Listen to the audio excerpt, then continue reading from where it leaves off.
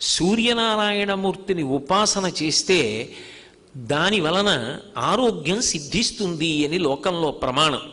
అంతేకాదు నమస్కార ప్రియుడు, మీరు ఏమీ ఆయనకి చెయ్యక్కర్లా. అందుకే సూర్య నమస్కారాలంటారు. సూర్యుడికి నమస్కారం చేస్తే దాని చేత హర్షామోదములను ఇస్తాడు. హర్షము అంటే మనసులో సంతోషం. అమ్మయ్య, ధార్మికమైన కార్యక్రమాలు ఏ ఉంటాయో, అవసరాలు ఏ ఉంటాయో వాటిని తీర్చగలిగినటువంటి పరబ్రహ్మ శక్తి సూర్యనారాయణమూర్తి. ఆయన మహాత్ముల యొక్క మాటని శాసనంగా తీసుకుని ప్రవర్తిస్తాడు. భక్తుల మాటకి కట్టుబడతాడు.